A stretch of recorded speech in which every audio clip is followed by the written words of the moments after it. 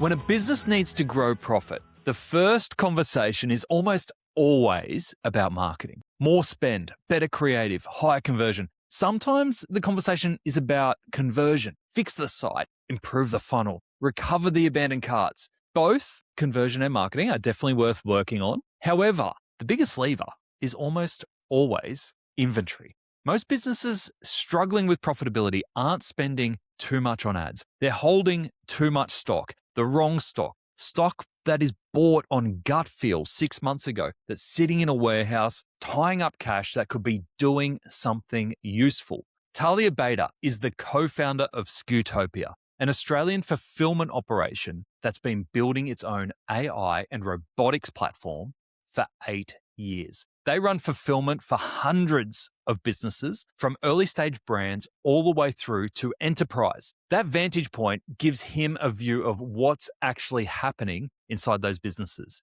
This is what the data shows. He's seen a business turning over $700 million move from significant losses to tens of millions of dollars in profit, not by changing their marketing, not by redesigning their website, by changing the way they manage their inventory. And the fix wasn't complicated. They started making decisions with data instead of gut feel and holding weeks of stock instead of months. Let's hear it directly from Talea. From the conversations you're having, where are you seeing people go wrong with inventory management? I think basically people don't understand the impact of inventory in their P&L.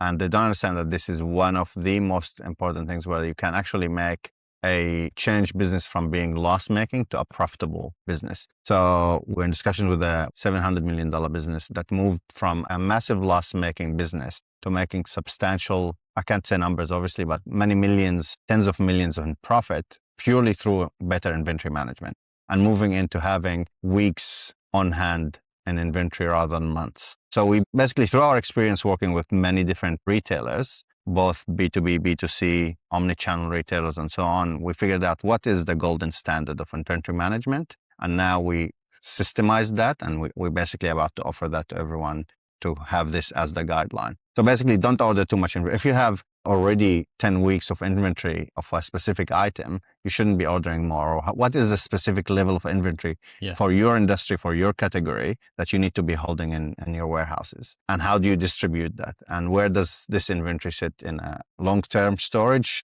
into a peak phase? How do we make sure that you're not paying too much storage for this inventory as well, and so on? And are you finding that inventory reordering process, are many brands doing it in an automated way, or is it still very manual? Super manual, spreadsheet based, and driven by buyers and driven by ego and never by science. So that's basically what we're about to release to change this. And would that be automated? 100% automated. Well, a buyer still need to do the buying, but you can't ignore it anymore. If I'm telling you have X number of dollars dead cash, and this is the number, and we're democratizing access to the data as well. If the founders or the managers of this business want democratized access to the data, we can give access to data at a user level. If it's an administrator or finance or whatever that is. Across our business, for example, we released this product for our team internally and for our business, and we had full democracy on the data. Anyone can view anything at any time. What Talea is describing here isn't necessarily a fulfillment story. It's a profit story, and the decisions that shape it get made every time someone places a stock order. Here are 3 things worth acting on to help maximize profit by managing your inventory better. Number 1, inventory is your biggest P&L lever. Most businesses go looking for profit in the wrong place. When profit is under pressure, the instinct is to go upstream, better marketing, higher conversion, new channels. The data almost always points back somewhere else into the warehouse. Every dollar of stock sitting unsold is cash that can't be reinvested. The holding cost compounds, storage, working capital locked up, markdown pressure building the longer that it sits. And the damage is often invisible from the top line. Revenue can look fine while the inventory quietly drains the business. The clearest example of this in the Add to Cart archive comes from Carla Pencarn at Profit Peak. Their own business, before they started Profit Peak, they had their own business and they had a brand that they considered a bread and butter performer. Gross margin looked really strong. They'd been consistently putting marketing investment into it. But when they looked at delivered margin, what was left over after factoring in advertising spend and fulfillment costs, they discovered that they were barely making money on it. So they stopped investing. When they stopped investing, the profitability picture shifted almost immediately. The distinction worth understanding is gross margin versus delivered margin. Gross margin always flatters. Delivered margin usually reveals. Most buying decisions in most businesses are made off gross margin, but the number that actually tells you whether a product is worth backing is what's left after you've paid to get it here, to market it, and to get it to the customer's door. If you don't know your delivered margin by product, you don't know which products are worth buying more of.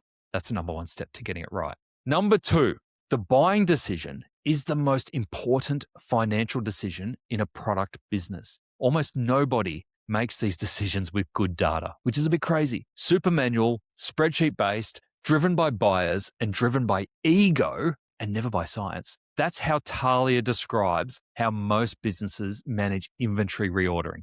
It's not a startup problem necessarily. Walk into most mid-market operations and the process kind of looks the same. The planning method that actually works isn't complicated. Baseline sales with promotional uplifts layered on, factoring in lead times, that's the core of it. At Sheet Society, the team built the business to significant scale before hiring their first merchandise planner.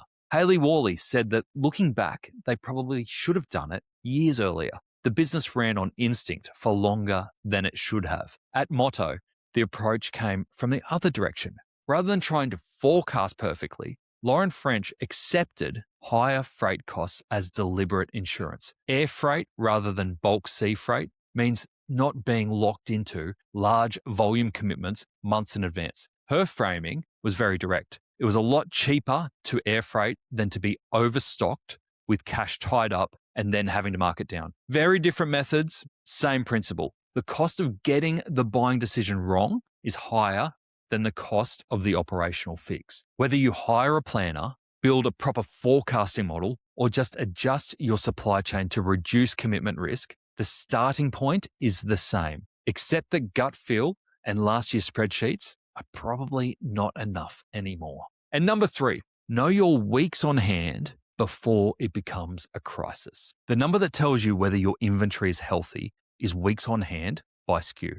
Most operators either don't track it or only look at it when something has already gone wrong. By that point, options are a bit limited. Idle stock accumulates cost faster than most operators realize. Smart in Planning's Susan Martin frames it really simply. Idle stock is like fruit. If you're not moving it through quickly, it rots. Storage fees, working capital tied up, and the growing pressure to discount to clear it. Pure play operators are often slowest to mark down, partly out of brand concern, partly because clearing stock feels like admitting a mistake. But dead stock is stopping you from buying fresh, better performing stock, and that is the real problem. The markdown is the fix, not the failure. At Proud Poppy, the business hit 1 to 2 weeks of stock cover. When you're at that level, every decision becomes reactive. You're not managing the inventory, you are responding to it. The time to know this number is well before that moment.